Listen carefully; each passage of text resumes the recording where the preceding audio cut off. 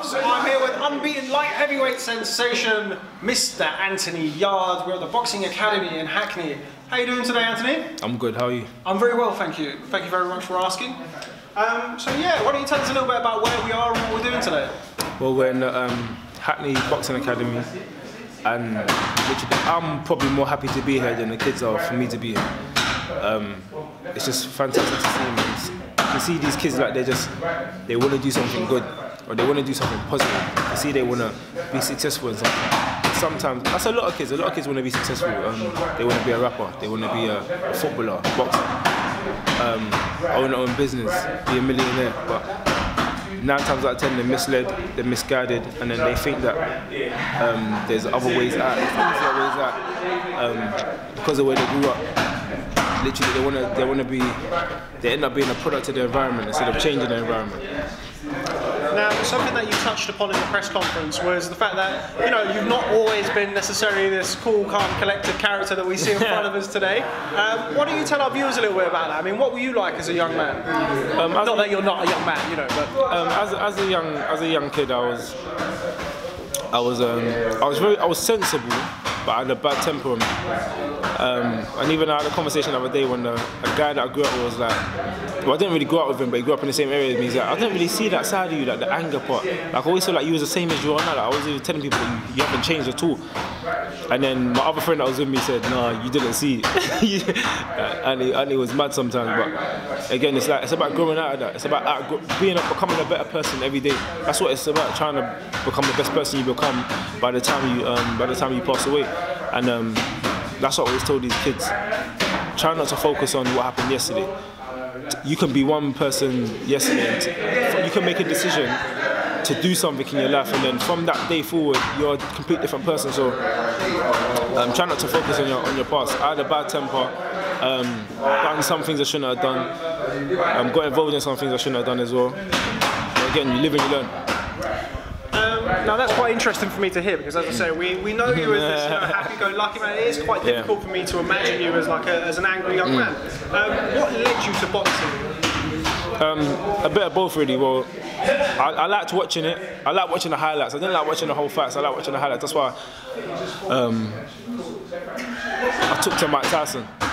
Just like seeing knockouts, boom, boom, boom. And you just get them out of there. And that was the entertainment factor. And that's what I understand about boxing now. Sometimes, if you're not a boxing fan, you don't want to see a 12-round fight. You want to see a knockout, or you want to see some excitement. Or if it's a 12-round fight, you want to see a tear-up, or you want to see punches being thrown. You want to see excitement. And that's why at the stage I'm at now in my career, where I feel like I can do this to my opponents, I'm going to do it. I'm going to make it as entertaining as possible. There may come a period where you might have to start thinking more, you might have to box more. But again, that comes with time. Everything's timing, so it's about being entertaining, man. Now, as you mentioned, you liked Mike Tyson, like highlights of that. How rewarding would it be for you if somebody came up to you in a few years' time and said, you know what, I was a tearaway when I was younger, and I saw your fights, and I watched you, and you know that led me to boxing. I mean, it doesn't even necessarily need to be somebody who makes it as a pro. I mean, how rewarding would that be for you? You know what? Believe it or not, that's happened to me already. And again, that's something that it touched my heart. It's happened to me a number of times, surprisingly, because it's people that are from similar backgrounds to me. They say, yeah, man, I remember you. Like, I remember you from when we was in school. Or they'll say, oh, my little brother, I showed him like your boxing tapes. I showed him pictures of us that we was in school together. And like, nah, he's changed, man, completely. Like, he's trying to do what you're doing. So again, little things like that. People saying to me how they watch all my fights. I'm the best fighter in the world right now. They said, no, I don't really like this person. I'm like, well, what about this person? What about the big fighters in the world? He's like, no, I like you. I'm like, what about Floyd Mayweather? He's like, no, he's a tired man, but Floyd, man, you know me, but they like me. So again, I will take to Floyd Mayweather, but then they will take to me. So again, there's different people in this world that like different things, and some kids growing up now are liking what I'm doing because they can relate to me.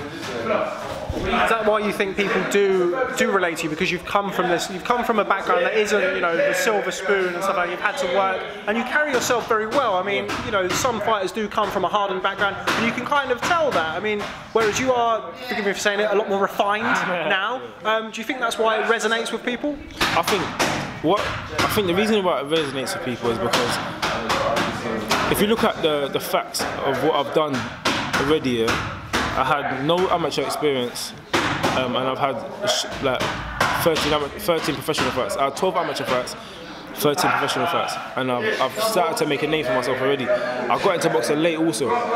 Some people think it's too late. I wasn't playing football from I was 10, man. Like, it's too late for me. Or I wasn't boxing like Daniel Tebbutt. He was boxing from when he was 5 years old. He was born into it. So again, someone like myself who started boxing when I was 18, 19. Some people say, oh, if he done it when he was 18, 19, I'm 15. I can do it as well. He started when he was 19, I'm 15. That's what I was talking to them boys, they're 14 years old. I said, so imagine if you give 5 years of your life focusing on one thing, 100%, imagine what you can achieve. That's what I was telling them, and I was like, if them little words that I say to somebody, they can take that away and they can say, you know, it's true, let me just focus for a year. Or when my friends are going out doing whatever, let me stay at home and study boxing, or let me stay at home and study a favourite football player that I like. Just be on YouTube and watching the right things on YouTube, or go and training after, or whatever, let me see what can happen. That's it, dare yourself, try to do something with your life. That's all it is. Now, you mentioned earlier, which is something that I didn't know about you, that you used to be a mortgage advisor. Yeah, it wasn't mortgage advising, it was, I was a collection specialist, that's what they called it. People that fell into debt, people that fell into problems with their mortgages, behind with payments, etc., arrears.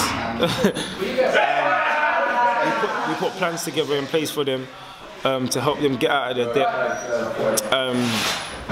But again, everything's time and things happen for a reason. I was made redundant. I was earning decent money as well. I was doing 4 hours a day, which is technically part-time, but I was earning decent money. I was very comfortable for that age.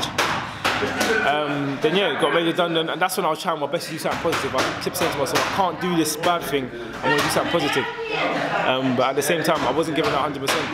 I was doing that and then doing things on the side as well. Started boxing, give it 100%, and then now you're reaping the benefits. What do you think you would have ended up doing if it wasn't for boxing? To be honest, I don't know. I don't know. Boxing gave me that. Sometimes when you get into boxing, yeah, you get punched in the face, it humbles you. You punch someone else in the face, it humbles you. You train hard, you realise how hard people are working to make a living for themselves, it humbles you.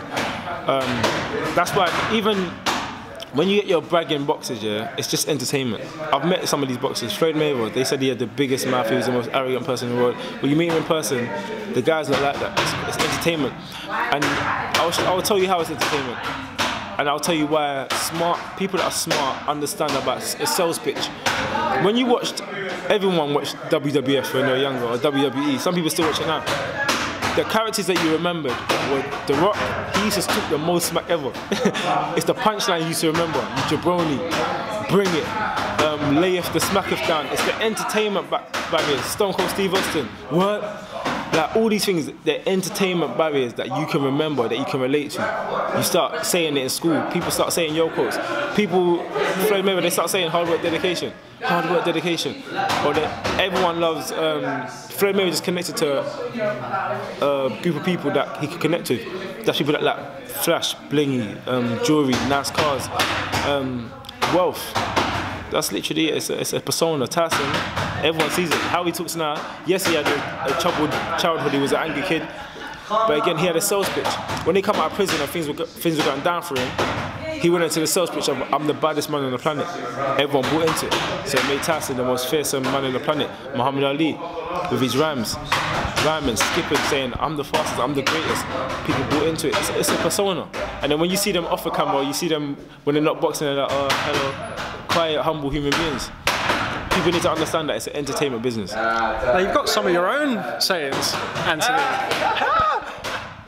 For those of our viewers who haven't heard of your sayings, or your, I won't call them sound bites, but you know, what are your sayings? What are kids going to be saying in the playground, or these kids today after meeting Anthony Yarde?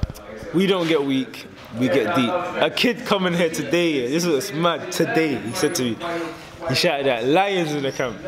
So again, that's got to make you feel good, right? It makes me feel good. It's like people, they can relate to that.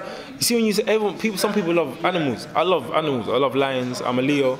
Lions in the camp. Lions, they hunt. They go hunt. Everyone's nature is different. They hunt other animals for nature, to feed their families and to live. a hunt in terms of training hard, trying to prevail in life, working hard, making something for yourself, winning your fights. It's still hunting. So lions in the camp, it's a mind frame. You know, there's lions. I've got lions around me. I've got Ade, I've got Tunde, I've got Martin. These are hungry guys as well. You know, they're all sweating in the gym. All of us are sweating. We're all working hard and we're having fun. Again, it's like a family. People sometimes are angry at other people for having fun. It don't make sense. Someone said to me the other day, well, people commented to me the other day saying you're such a show off. I was like, how am I show off? Because I'm showing that I'm wearing nice clothes now because I've earned it. Or people, brands, companies want me to wear their clothes as because I'm being a role model, I'm doing something well. So how am I being, if you got a Christmas present tomorrow, you'll be happy. You say, oh, look what my mum got me. You will show everyone on Instagram, oh, look what I got for Christmas. So because I've got a gift, and I'm saying, look what I got, I look nice. You're hating on me for it. Don't hate. I'm doing something well in my life. You gotta do something well with your life. That's sort of like one of the side things though, isn't it? I mean, like, of having this persona, as it were, or being, you know, outlandish and gregarious. I mean, that sort of comes with the territory, right? So you can't really take that too seriously. I definitely don't take it seriously. I'm just telling people, if you come to me with something negative, no matter what it is, I want to twist it and make it positive. Literally. I like to deal with positivity because I feel like positivity makes you happy. Even people that are negative. Floyd Mayweather said this as well. Whether you pay to see me win or lose, you're still paying, so thank you. Whether you're commenting negative or bad things about me, you're still commenting, you're still involved, you're still interested. So it's about being relevant, and I thank everyone. Haters, I appreciate the fans more because they give off a better energy. But yeah, man, it's a happy, I just like positivity, like being happy. Hey, my fans, it's Michelle Joy Phelps, and if you haven't already subscribed to my YouTube channel, make sure you go ahead and do so by clicking right here.